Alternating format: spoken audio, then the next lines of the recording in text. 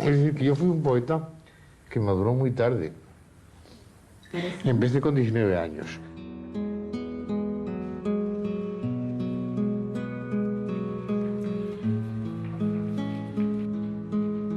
Ya te digo que yo cuando me di cuenta que era poeta, es en esa lectura que hizo de Guillén y ese comentario de Guillén y la influencia, no me puedo acordar qué año era aquello, pero ya era poeta. Pero nunca nos daba un libro. ¿Eh? No nos daba un libro jamás. No, nunca. Ni cuando íbamos venía a una comida familiar ni nada de eso, nos decía, pues mira, este es el libro que me acaban de publicar. Nunca jamás, nunca. A nadie, no a ninguna. No, ni a mamá tampoco, ¿eh? No, a Yo nadie. no le recuerdo haber visto los libros en casa. No.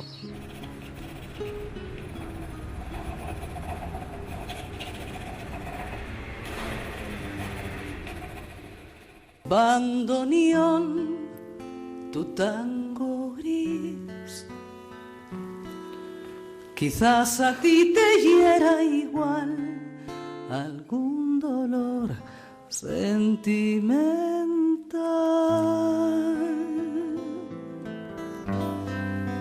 Nací en Barcelona en 1929 y aquí he residido siempre.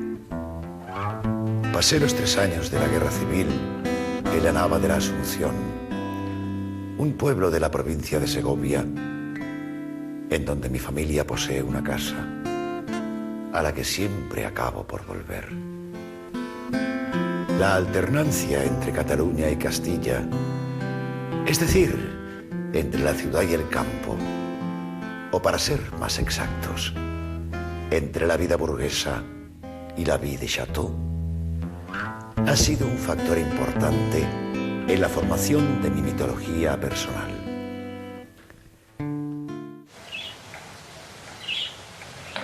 Recuerdo perfectamente cómo me enteré de la muerte del tío Jaime.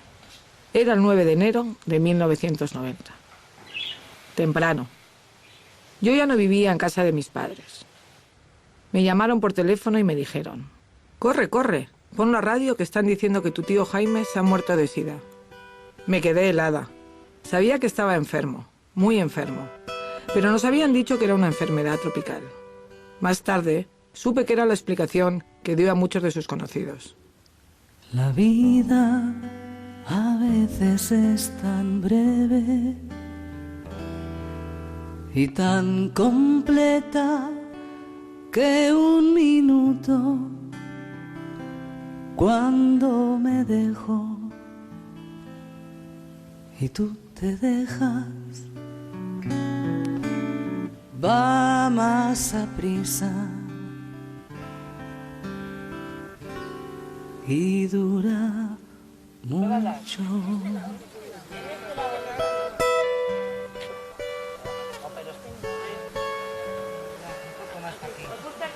Jaime era hermano de mi madre, así que llevo el Gil de Viedma de segundo apellido. Me han parado muchas veces para preguntarme si soy algo del poeta. Todos, sus hermanas, sobrinos, primos, tenemos alguna anécdota a este respecto. La misma pregunta en el peaje de la autopista, en el hospital, en correos, en la recepción de un hotel. ¿Tiene algo que ver con el poeta?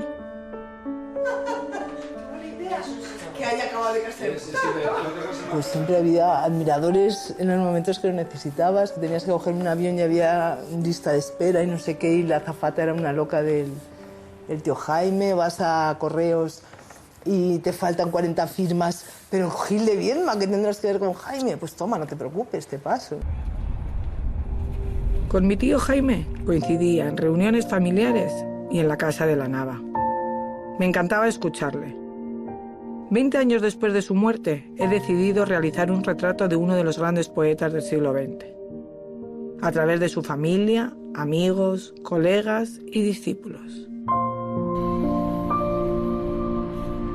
Comienzo con la familia en la Nava de la Asunción, un pueblo de Segovia donde los Gil de Viedma poseían una casa que fue vendida hace también 20 años. Y es que, como decía mi tío, de casi todo hace 20 años.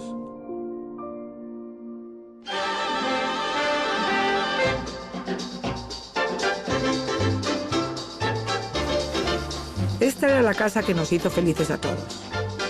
Estuvo en manos de la familia desde mediados del siglo XVIII y tras diversos avatares, bodas, testamentos, subastas, llegó a manos del abuelo Luis, el padre de Jaime. Mi abuelo Luis Gil de Viedma se casó en 1923 con mi abuela Luisa Alba de Libes, hija de don Santiago Alba, político liberal de gran prestigio que había sido varias veces ministro. Siempre cuentan que el noviazgo de los abuelos dio mucho que hablar, porque mi abuelo era de familia conservadora y mi abuela de familia liberal. La familia al completo veraneaba en San Rafael cuando estalló la guerra civil en julio de 1936. Y como el frente estaba demasiado cerca, decidieron trasladarse a la Nava. Es en ese instante cuando comienza la historia de Jaime con esta casa, con la que mantuvo una sólida historia de amor toda su vida.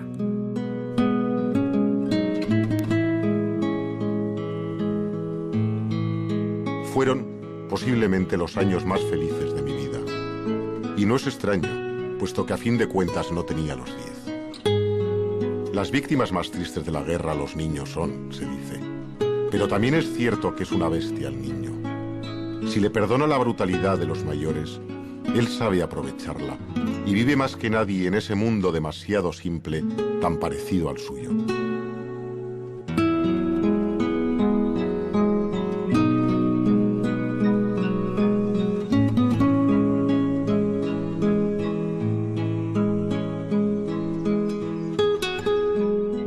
Aquí vivo yo, aquí, ande para sí. Ande para ¿Este es tu vado? Sí, este es mi casa. Entonces lo puedo poner aquí, ¿no? Estamos en la Nava con Tomás Marugán, vecino del pueblo, y Austreberto Gutiérrez, el guarda de la casa durante 30 años. Aquí nos conocen como los Becerriles, en honor al apellido de mi bisabuelo Becerril. Esta es más antigua que la araña, ¿eh? Es más antigua esta que la araña, ¿eh? Sí, está muy antiguo. Antiguísima es. Bueno, aquí... ¿Estuvieron aquí durante la guerra? No, pues durante la guerra sí, los 3 años. A ver, Pero antes de la guerra muy poco. Se abrían todas las puertas del pueblo, ¿eh? Del pueblo, no de precisamente la del pueblo. Aquí eran muy queridos aquí los Becerriles. Han llegado los Becerriles. Sí. Parecía que había llegado Dios. Un Dios, de verdad. Parecía que había llegado Dios. La guerra para los niños fue la libertad. La libertad porque teníamos mucho, aunque había una mis, éramos 12 en casa y lo pasábamos enorme.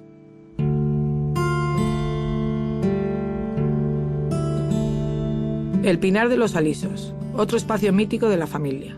Lugar de reunión, meriendas, cenas, paseos a caballo, y a cuya ribera el tío Jaime dedicó un poema. Los pinos son más viejos.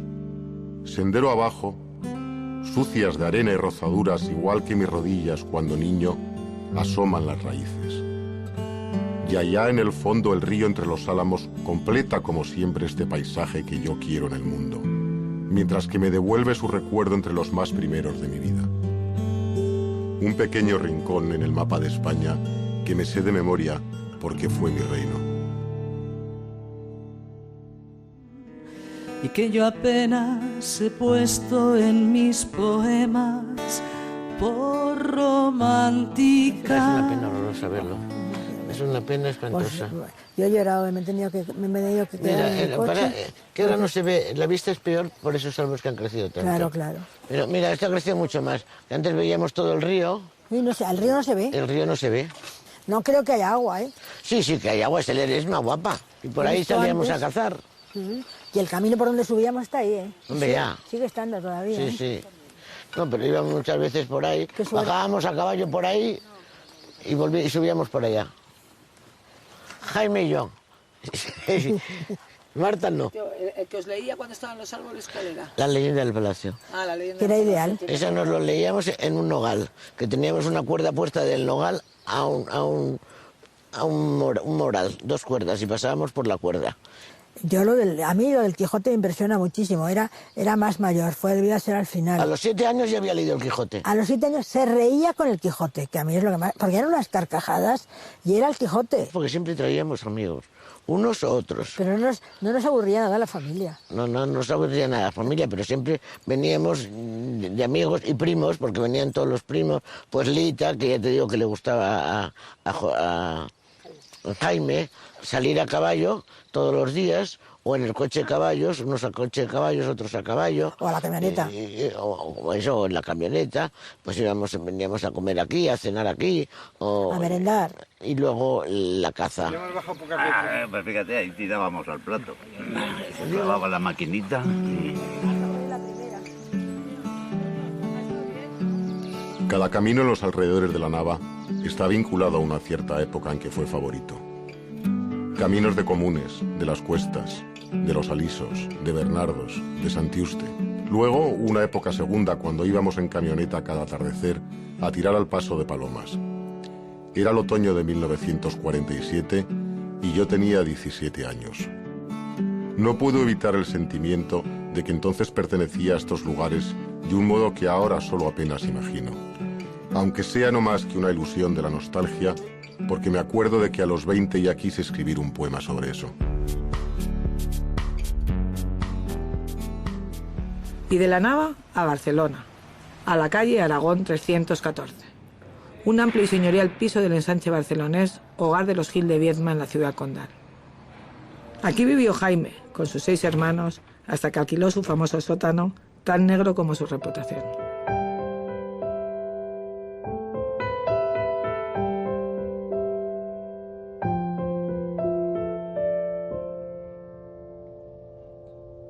Media España ocupaba España entera, con la vulgaridad, con el desprecio total de que escapa frente al vencido, un intratable pueblo de cabreros. En el año 1946, el tío Jaime entra en la universidad. Estudió Derecho porque, según decía en casa, Filosofía y Letras, solo lo estudiaban las monjas y los curas. Pero seguramente era lo que tocaba a un vástago de una familia como la nuestra. Va abriendo nuevos horizontes. Comienza a conocer otra realidad. Nuevos amigos con los que comparte. Inquietudes literarias, ideas políticas, tertulias, juergas y viajes. Escribe sus primeros poemas. Es el inicio del tío Jaime, poeta, intelectual y hombre de izquierdas.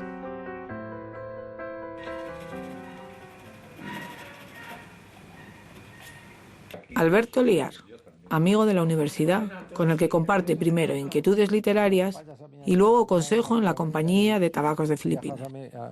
Ahora anda, que me pondré guapo, venga. ¿Ya? Tu tío iba vestido, nosotros íbamos vestidos con corbata y chaqueta, pero llevaba una chaqueta de pana negra. Pero él venía como los del polo iban entonces, con su pañuelo que se caía, en fin, iba muy elegante tu tío. Por esa época yo conocí algunos de esos sonetos que escribía, que eran perfectos. Luego los desechó completamente, no los ha publicado para nada. Sí, los sonetos me los sé casi todos, son muy malos. Son muy malos. Y a veces vuelvo a otros sonetos que eso ya ni siquiera publiqué y me quedo aterrado. El primer libro que nos leyó, la primera poesía que nos leyó en la terraza de Aragón, que nos leyó una poesía que estaba papá, y nos leyó que era sobre unas mujeres que estaban lavando en el río. Y ese lo rompió. Y era de la ribera de Santiuste. ¿Pero qué año fue eso? Fabián Estapé, economista. En aquellos años, profesor ayudante. Fue muy importante para Jaime en aquella época de búsqueda. Estapé fue uno de los primeros a los que confesó su homosexualidad. Cuando te lo confesó fue cuando tú le dijiste que se pusiera a escribir poemas, ¿no? ¿O cómo fue? Sonetos. Sonetos. Y por lo menos empieza por ahí y deriva a todo lo que tienes dentro en poetas. Y dice, sí, coño, es lo más difícil.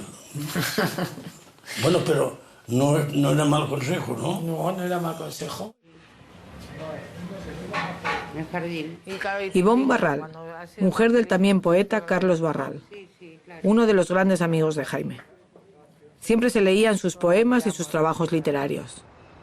Barral, además, dirigía Seix Barral, editorial donde publicarían Carlos, Jaime y José Agustín Goytisolo, poetas de la llamada Escuela de Barcelona. ¿Qué pasa con esto? ¿Sabes cómo ha hecho viento? Se ha caído. Orense, 23 de octubre de 1952. Mi querido maestro, hace ya 3 o 4 años vivíamos en Barcelona un grupo de amigos, que felizmente nos conocíamos y nos queríamos mucho antes de que a la mayor parte se nos hubiera ocurrido hacer versos. Luego el grupo se dispersó. Unos fueron a parar a Madrid y otros al extranjero. Solo quedamos Carlos y yo, y eso hizo que nos sintiéramos más unidos. Él, además, comprende lo que yo quiero en mi poesía, y yo lo que él quiere en la suya, aunque las dos no se parezcan mucho. Lo que llamaba Jaime y Carlos decían, hablemos de como punto y coma. Entonces, o sea, punto y coma. Entonces empezaban a hablar de sus poemas y compararlos y no sé qué. Y había esa unión intelectual muy fuerte entre Jaime y Carlos. Había unas discusiones muy agradables, excepto ya cuando estaban muy borrachos y entonces yo los mandaba ya a la mierda, casi se puede decir. No, era muy buena, ella era muy tonta y muy buena. Sí, somos un grupo que nos vemos casi todos los días, que son Carlos e Ivonne Barral, Jaime Salinas, que trabajaba también en Seix Barral, Gabriel y Luis Marquesán y yo son los que más recuerdo así como asiduos. En la época además Carlos y Ivonne se acababan de casar, tenían un apartamento propio, los demás en la España de aquella época, a pesar de nuestras edades, seguíamos viviendo como hijos de familia, con la excepción de Jaime Salinas. La consecuencia es que nos pasábamos todos las horas muertas y nos presentábamos muchas veces sin avisar en casa de los Barral a tomar copas y a hablar. No solo los martes, que era por la noche cuando había una reunión de amigos, sino cualquier otro día de la semana. Sospecho que Ivonne debió tener que aguantar bastante quina en aquella época, con aquella constante intrusión de gente que no hablaba más que de literatura o de cuestiones intelectuales. Tengo un dibujo de un amigo pintor que salgo yo, ya te lo enseñaré, lo tengo en casa, escuchando así como una idiota, porque claro, yo no intervenía, no sabía, yo era una idiota, ignoranta. Pero no. Pero callad, quiero deciros algo. Solo quiero deciros que estamos todos juntos. A veces, al hablar, alguno olvida su brazo sobre el mío. Y yo, aunque esté callado, doy las gracias. Porque hay paz en los cuerpos y en nosotros. Quiero deciros cómo todos trajimos nuestras vidas aquí, para contarlas. Me emociona. Claro, es que además es muy bonito este poema. La esencia de la amistad que tenía con Carlos, ¿no? ¿Con todos? Sí, pero bueno, con Carlos era muy, muy fuerte. Bueno, y con Gabriel también. Con Gabriel también. Ferrate, sí. El invierno del 57, en febrero,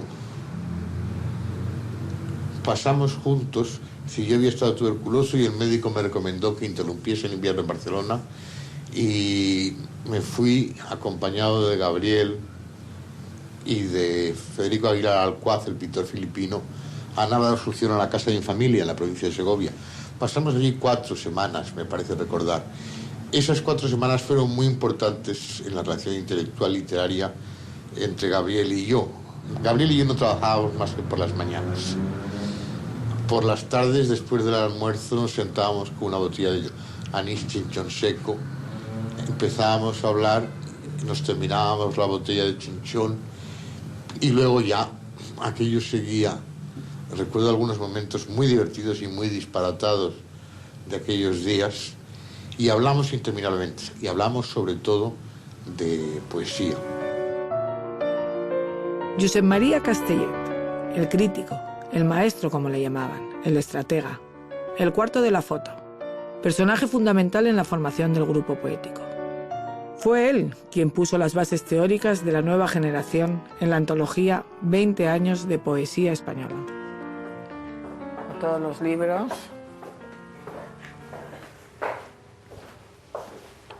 Y nos veíamos mucho en el bar de la universidad y luego ya nos vamos viendo en otros bares, porque la relación de estos beodos, digo estos porque bebían más que yo, pero yo también bebía, pero bueno, más ellos que yo. Bebíais todos. Como locos, quiero decir.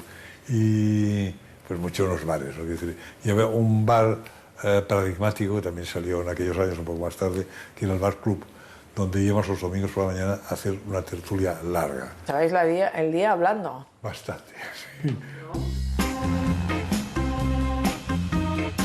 Entre tertulia y tertulia, Jaime se fue a Oxford en el año 53. Su intención era perfeccionar su inglés para opositar a diplomático. Inglaterra fue decisiva para el tío Jaime. Además de volver vestido como un buen británico, según comentaban siempre sus hermanas, Jaime se topó de lleno con la poesía inglesa, cuya influencia estará ya siempre presente en su obra. Auden, Spender, Eliot.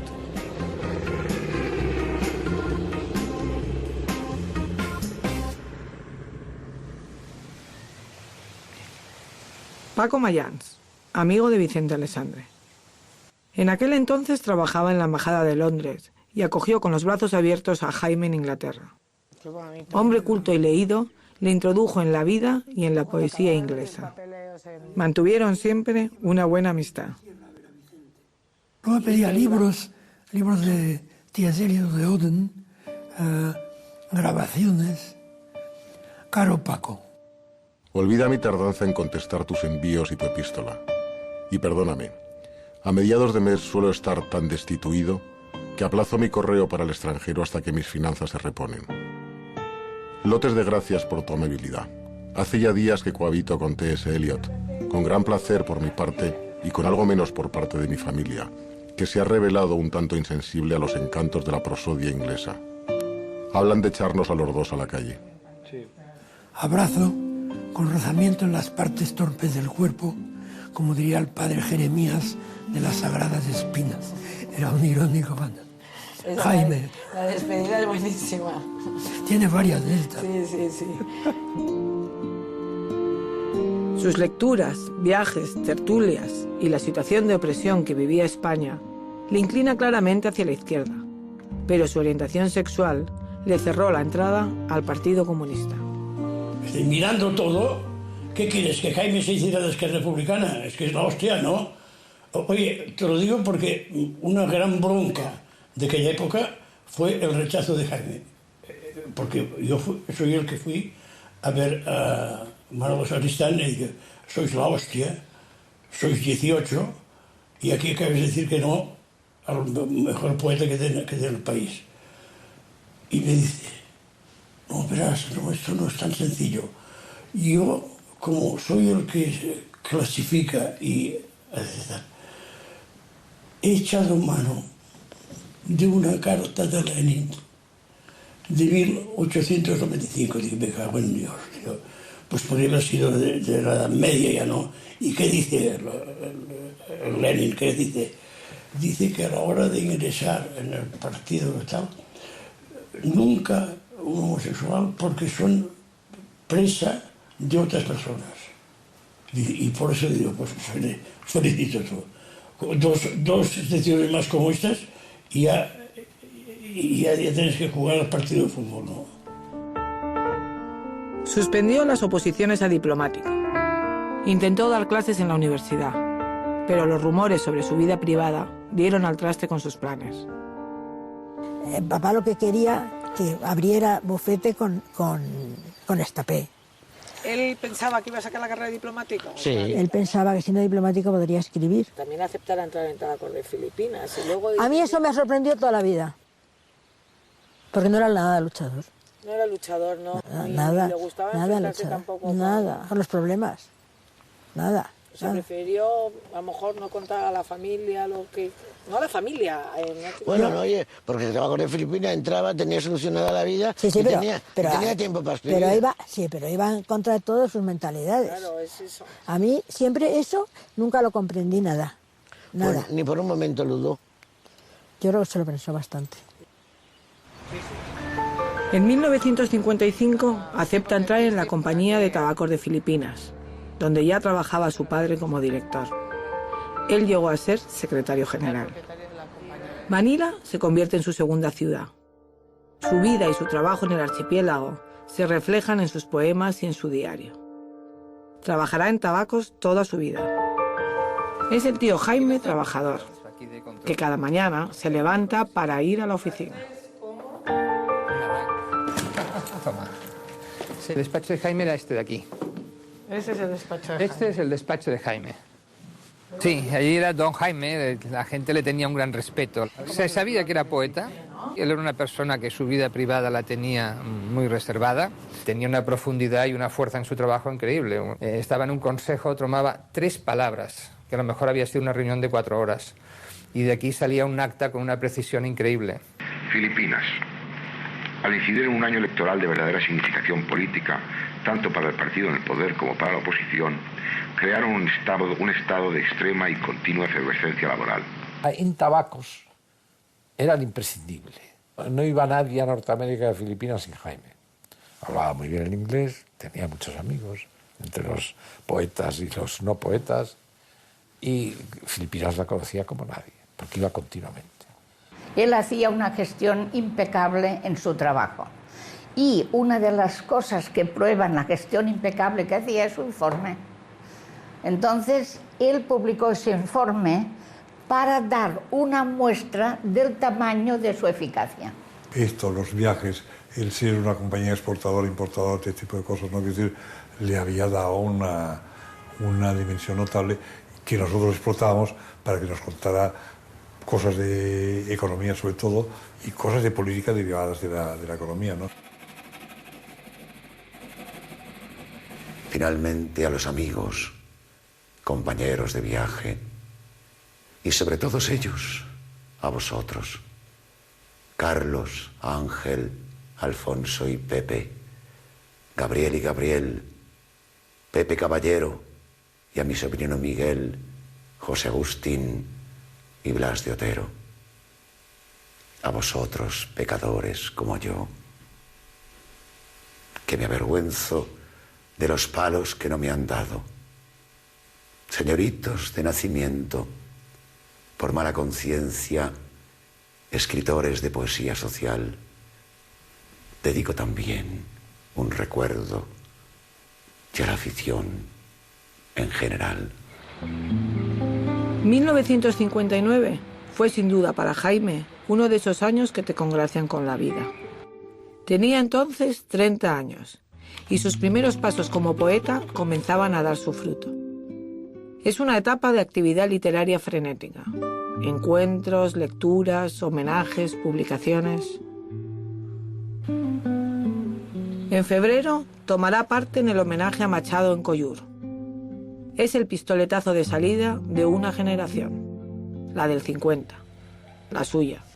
Vamos en febrero del 59 a Collure, porque es el 20 aniversario de la muerte de Machado y, bueno, es un referente para todos nosotros.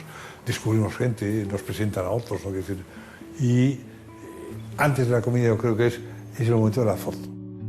Está muy bien, es decir, muy bien montada, no sé quién, yo mismo, pero también nosotros, los propios poetas, esta de los poetas, en los cuales solo hay uno que no es de la generación, pero es un poeta mayor, que es Blas de Otero. Carlos Barral pensó que a través de la editorial se podía canalizar un frente poético que se enfrentara de algún modo a la poesía más o menos oficial de aquellos años, ¿no? Y entonces, pues, pensó en unirnos a unos cuantos y a partir de ahí, pues, empezar una operación realista. Es la defensa del realismo en frente de lo que había privado en España en los años posteriores a la Guerra Civil y sobre todo en la parte de poetas oficiales, que es lo que José Agustín llamaba los poetas celestiales, ¿no? Bueno, pues, oh señor católicos o no católicos. Nos unían, más que desde el punto de vista literario, la procedencia familiar, universitaria, los gustos estéticos, la costumbre de trasnochar, el consumo de bebidas alcohólicas en cantidades estimables y, sobre todo, la lucha antifranquista. Camilo José Cela le invita el mes de mayo a formar parte de las primeras conversaciones poéticas de Formentor. Días felices que plasma en un poema. Predominaba un sentimiento de general jubilación. Abrazos, inesperadas preguntas de amistad y la salutación de algún maestro, borrosamente afín a su retrato en la antología de Gerardo Diego, nos recibieron al entrar. Llegábamos, después de un viaje demasiado breve, de otro mundo quizá no más real, pero sin duda menos pintoresco. También vio publicado ese año su primer libro, Compañeros de viaje. Y todo el grupo catalán se presenta en sociedad en Madrid. Pepe Hierro organizó un recital en Madrid con Carlos, Jaime y José Agustín. Entonces aquel recital fue muy concurrido y claro, ellos estaban de poetas europeos. Lo veíamos realmente como poetas más bien más exquisitos que los castellanos, ¿no? Más ligados a esa tradición y luego como eran políglotos, eran petulantes, eran seductores, pues todo esto confería a los poetas de Barcelona un matiz distinto a los de Madrid. Habíamos dicho hoy que íbamos a dedicar la clase a Gil de Viedma, pero antes vamos a conocer un poquito a Gil de Viedma. ¿En qué época vivió? ¿Por qué vino a Nava? Leeremos algo sobre su poesía sin estar obsesionados con entenderlo todo, que ya sabemos que todo no podemos entenderlo, pero en la poesía también hay una parte en la que tenemos que sentirla. Y después, cuando pase el tiempo, a lo mejor nos acercaremos de nuevo a ese poema, lo leeremos y emergerán los significados, ¿de acuerdo? Terminaremos la clase con un taller basado en nuestras experiencias, porque Gil de Viedma es un poeta de la experiencia. Que es la poesía de la experiencia de cada uno. Y yo creo que es donde casi diría que el principal poeta español, ese tipo de poesía, el que da origen es Jaime Gil de Viedma, como en Cataluña Gabriel Ferrater, que son dos poetas que tienen una sola cosa, que es explicarse a ellos mismos para explicar la sociedad, para explicar el mundo, ¿no? Quiero decir, y que es lo que los hace coloquiales, que los hace tal, porque están explicando su experiencia moral. En la década de los 60, el tío Jaime tiene una intensa actividad poética. En 1966 verá la luz Moralidades y en el 68 Poemas póstumos. Libros en los que deja patente sus temas fundamentales, el paso del tiempo y la experiencia amorosa. Es la década en la que sufre una crisis profunda de fin de juventud. Como terapia, claramente hay dos poemas escritos antes justo de empezar la crisis y después justo de ya esta salida, que son contra Jaime Gil de Viedma y después de la muerte de Jaime Gil de Viedma. Son poemas escritos más que nada como escribe un adolescente. Lo que pasa es que yo era un hombre de 36 años que ya sabía escribir. Llamo a la puerta del escritor Juan Marsé, otro gran amigo de Jaime desde la década de los 60. Imprescindible a la hora de hablar de la vida de Jaime. Entonces fue la época, quizá la crisis más aguda fue esta, ¿no? Que se combinó con alguna crisis sentimental, con algún cambio de pareja, pero estaba decidido, estaba convencido de que no tenía nada más que decir. Lo que me ocurrió con la crisis de la madurez, del fin de la juventud, es que me di cuenta que todo lo que yo había esperado de la poesía era nulo, no existía y era un puro engaño. ¿Sí? Sí. Se lo dice un poeta tan importante como tú, además. Es decir, que en el momento de la crisis, que fue una crisis de identidad, de final de juventud, de ponerte en cuestión todo lo que ha sido tu vida, desde los 18 años, me di cuenta que el haber hecho unos cuantos poemas que estaban bien no me servía para nada en cuanto a aprecio y estima de mí mismo, que estaba absolutamente en pelota. Es decir, perdí la fe en la poesía como actividad que le ayuda a uno mismo a construirse y a llegar a ser. Lo que pasa es que luego fue un poeta que, como dejó de escribir de repente, porque decidió que los poetas mayores no decían más que bobadas y eran muy malos y se estropeaban, pues entonces, como tenía un amor propio impresionante... Es la única experiencia que he vivido de una persona que decide que ya lo ha dicho todo, o que ha dicho lo que quería decir, y que lo demás sería repetirse. Él lo había comentado alguna vez que le da bastante pena observar algunos poetas que iban arrastrando hasta el final la imagen que habían tenido, ¿sabes? Es decir, su argumentación, el núcleo de lo que tenía que contar se le acabaría, en cierto modo, cuando acabara de contar su biografía interna, su biografía personal, ¿no?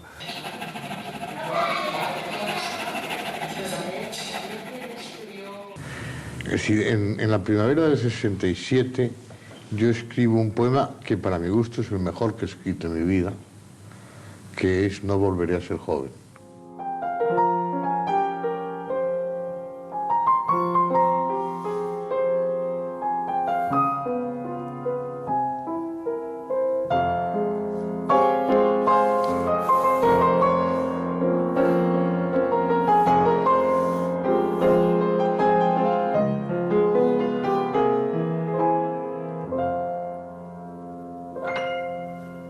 Que la vida iba en serio.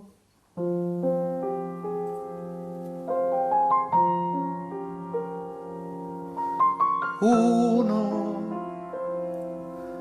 lo empieza a comprender más tarde.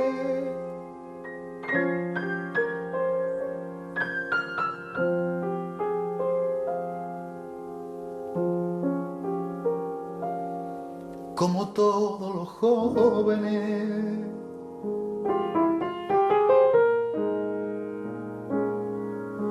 yo vine a llevarme la vida por delante.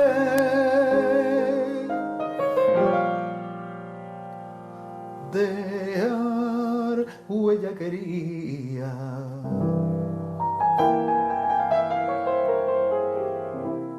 Pero decir que Jaime era inteligente, pues ya es una verdad universal, ¿no?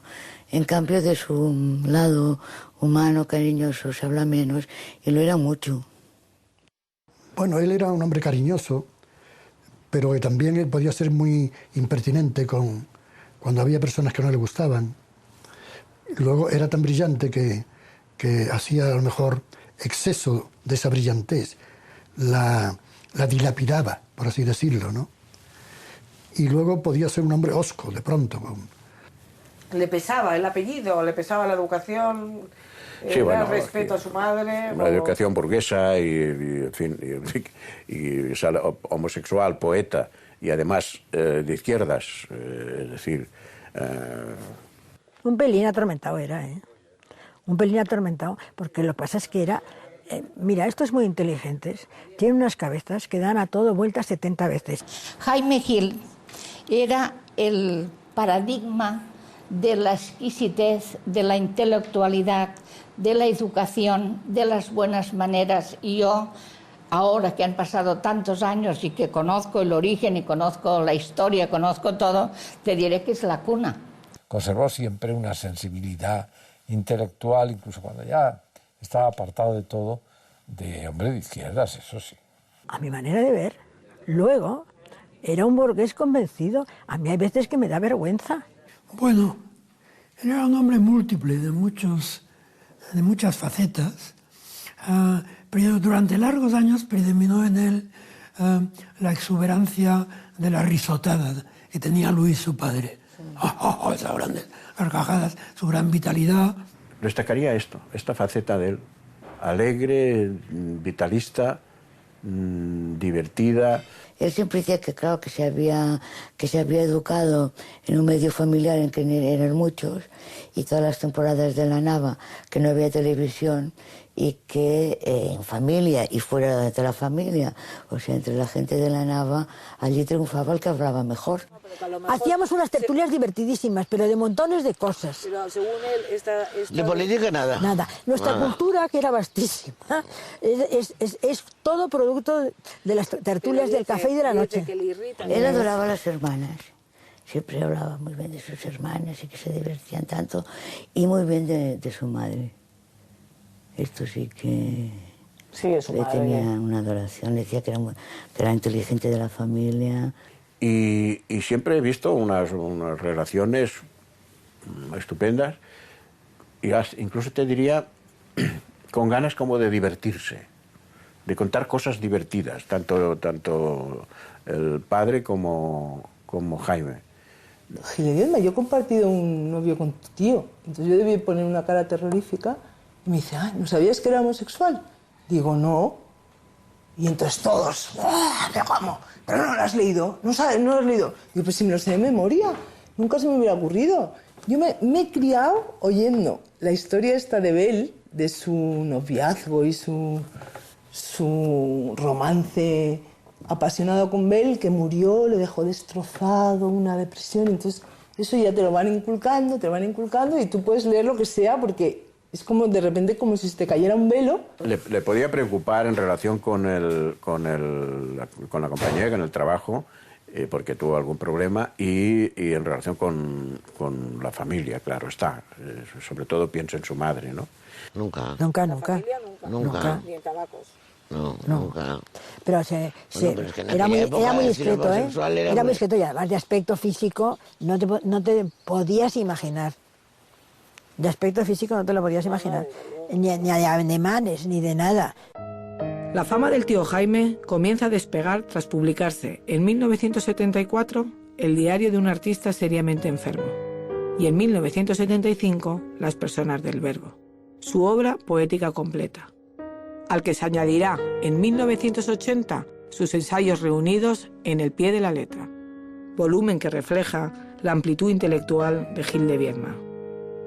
Tras la muerte de mi tío y de mi abuela, vio la luz el diario del 56, donde ya sin autocensuras escribe sin tapujos sobre su vida privada.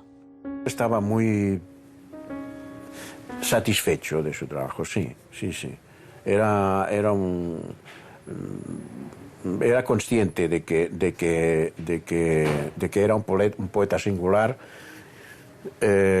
con unas características propias personales, y que creaba escuela. No pensábamos que era tan importante. No, eso no. Y nadie, porque la prueba es que no le dieron ni un solo premio, porque estaba nominado para el Príncipe de Asturias y justo se murió, y no era esto. Estaba nominado para el Cervantes justo el año que se murió, pero no se lo dieron, el Cervantes se lo dieron, pero parecía que eso no se lo daban por cuestión política. En 1985 se le diagnostica el SIDA. Hasta 1988 se mantiene activo. Lecturas, conferencias y continúa al frente de Tabacos de Filipinas. En 1989 empeora. Jaime vive al cuidado de su último compañero, el actor Josep Madern. Recibe pocas visitas. Amigos escogidos, Marcé, Ana María Mos, entre otros, y sus hermanos. Durante bastante tiempo lo llevó bien, digamos, de puertas afuera. Es decir, no sé, en su casa, ¿no? Es el último año que lo pasó en Calafell, en mi casa, el último verano. Fue triste. Yo sabía que estaba enfermo, pero ahí estaba tan entero, ¿eh? Y cuando se abrazó a mí y me dio un beso en esta mejilla y me apretó, yo comprendí que se estaba despidiendo. Se está despidiendo de mí. Se está despidiendo para siempre. Y le di un beso también. Y lo abracé muy fuerte, claro. Viedma han sido incinerados esta mañana en el cementerio de Cerdañola, en Barcelona, cumpliéndose así el deseo del poeta. Antes se ha celebrado un breve funeral oficiado en parte en latín, como también había pedido el propio Gil de Viedma. A ese funeral han asistido un centenar de personas. Las cenizas de Gil de Viedma serán trasladadas a la localidad segoviana de Nava de la Asunción, donde reposarán definitivamente en el panteón familiar. Hemos dicho que él murió de SIDA, y eso es importante porque tal vez una figura de tanta relevancia como él por primera vez le dio una cara también a esta enfermedad. A Jaime se le canta, se le enseña, se le interpreta, se le lee, se le publica. Estaría contento, porque como él dijo, escribía poesía para no morir del todo. Y aquí está, gracias a los que mantienen viva su memoria. Yo sé que vas a romper en insultos y en lágrimas histéricas. En la cama luego te calmaré con besos que me da pena dártelos. Y al dormir te apretarás contra mí como una perra enferma. Claro, entre Machado y la gente joven de los años 70, de los años 80, el puente inevitable era Jaime, ¿no? Recuerdo la tarde que después de oírme leer un poema que le había leído, dice, mira Luis, te voy a dar un consejo. Coge una grabadora, un magnetofón, lee en alto, grábate y después escucha la grabación. Y lo hice, y él me ayudó a aprender a leer en público y sobre todo a descubrir qué tipo de música era la que le interesaba a mi poesía a través de una grabación. Sales del metro, Ciudad Universitaria, y en la pared hay un gran mural con los 4 versos en grande, quizá más famosos de Jaime Gil de Viedma, que la vida iba en serio, uno lo empieza a comprender más tarde. Como todos los jóvenes, yo vine a llevarme la vida por delante. Entonces eso lo vi durante un año cada día, cada mañana. Jaime Gil de Viedma. Y a partir de ahí ya empecé a madurarlo poco a poco, es decir, lo retomé mucho, lo leí mucho, porque a mí además lo que me desprendía la poesía de Jaime Gil de Viedma era otra cosa, hay mucha marcha, hay mucho rock and roll, es que las letras son increíbles, son muy de noche, de vida latente. ¿De qué sirve? Quisiera yo saber cambiar de piso, dejar atrás un sótano más negro que mi reputación, y ya es decir, poner visillos blancos y tomar criada, renunciar a la vida de bohemio.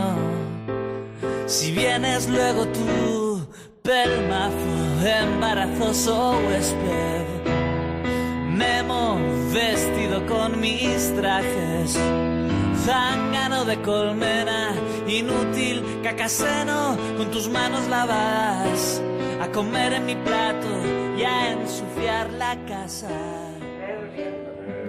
Yo recuerdo ese poema fantástico que él tituló Contra Jaime Gil de Viedma, ¿no? Y la cantidad de poemas que salieron años después contra Pepe Fernández y contra Manolo no sé cuántos, que eran poetas de tercera o de cuarta y que se escribían contra sí mismos, siguiendo el modelo de Gil de Viedma, ¿no? Y ese es el problema siempre en la poesía, ¿no? Yo creo que es imposible sustraerse de la influencia de Jaime Gil de Viedma hasta nuestra generación. A partir de ahora, no sé, directa o indirectamente, todos hemos conocido la obra de Jaime Gil de Viedma. Bien sea a través de su obra, que la hemos leído todos, bien sea a partir de la influencia de otros autores, como tú decías antes, de Luis Antonio de Villena, Luis García Montero, muchísimos otros. Yo creo que un poeta como él, lo difícil es esa manera que tiene de concebir todo el poema y que realmente como lector te deja satisfecho. Me parece que es muy excesivo decir que la persona de Jaime Gil de Viedma es el personaje de Jaime Gil de Viedma. Yo creo que parte de las malas lecturas que se han hecho de Jaime Gil de Viedma es a raíz de la lectura de los poemas y también de la autobiografía, como si fuesen todo hechos históricos. Siempre que sea controlada y voluntaria, la esquizofrenia está muy bien. Yo soy bastantes personas y no aguanto a ninguna de ellas. Las conozco a todas. Me odio a mí mismo porque tengo que envejecer, porque tengo que morir. Me odio por muchas razones. ¿Eso te interesa? Quería mostrar al hombre, al personaje y persona, porque son dos. O sea, el personaje inventado y la persona. esa cosa mitad Calibán, mitad Narciso de la que él habla, ¿no? Y que para eso necesitaba utilizar su prosa, lo que él utilizaba conversando, las cosas que decía, lo que pensaba, cómo se movía, quién era, ¿no? Y ahí fui indagando en él, me fui metiendo, hablé con mucha gente que le conocía más que yo, y fui haciendo un puzzle. Recuerdo que una tarde se armó un revuelo, porque empezaron a decir todos, ¡viene Jaime Gil de Viedma, viene Jaime Gil de Viedma! Sabía que era un nombre, pero sabía poco más. Y de repente apareció Jaime, con ese físico tan característico. Y se sentó y estuvo ahí viendo el ensayo. Después, con los años, me impresionó Jaime. Jaime ya se había marchado y llamé precisamente a Pep Madern para pedirle permiso por si algún día cantaba la poesía de Jaime. Porque son ya 6 años desde entonces, porque no hay en la tierra todavía nada que sea tan dulce como una habitación para dos, si es tuya y mía, porque hasta el tiempo ese pariente pobre que conoció mejores días parece hoy partidario de la felicidad. Cantemos alegría. Ni siquiera había soñado con trabajar en una editorial y ni muchísimo menos con acabar editando, publicando, anotando y prologando la correspondencia de Jaime Gil de Viedma. Bueno, la correspondencia yo creo que constituye una verdadera autobiografía intelectual, muy mordaz a veces, sentimental en algunas ocasiones, cuando más vulnerable se ve, sobre todo en los años 60, en la crisis final de su juventud. Y también, como siempre, tanto en su poesía como en sus ensayos, también pues, encontramos a un Gil de Viedma de una enorme vitalidad, de una gran alegría y con un extraordinario sentido del humor.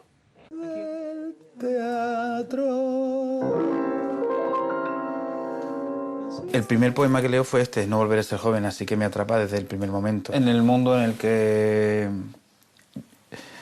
que yo toco diariamente, que es el mundo de la música, en el que la soberbia, la prepotencia, el creerse que porque te alumbra un foco y te aplauden, te tienen un altar distinto, pues uno cuando lee ese poema te das cuenta de que todo eso es mentira, ¿no?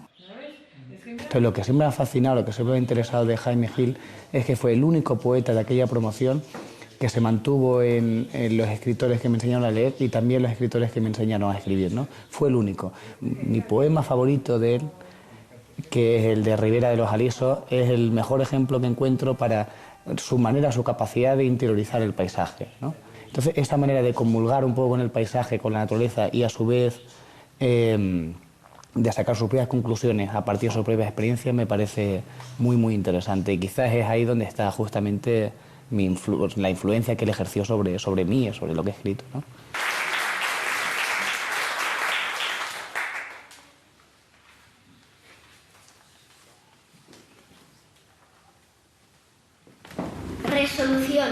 Resolución de ser feliz, por encima de todos, contra todos y contra mí, de nuevo, por encima de todo, ser feliz. Vuelvo a tomar esa resolución, pero más que el propósito de enmienda, dura el dolor de corazón.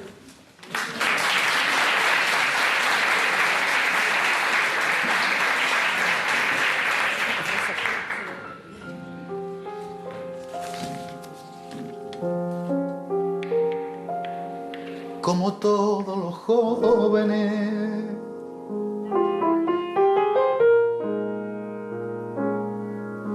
yo vine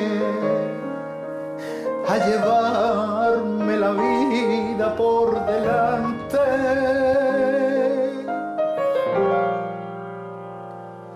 de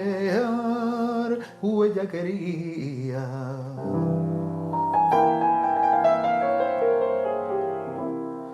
Y marcharme entre aplausos.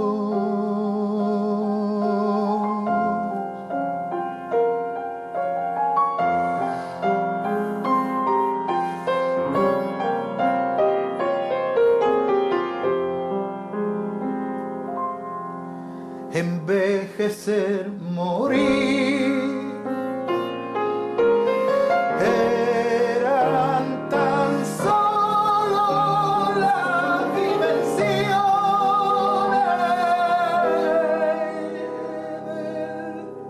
del teatro.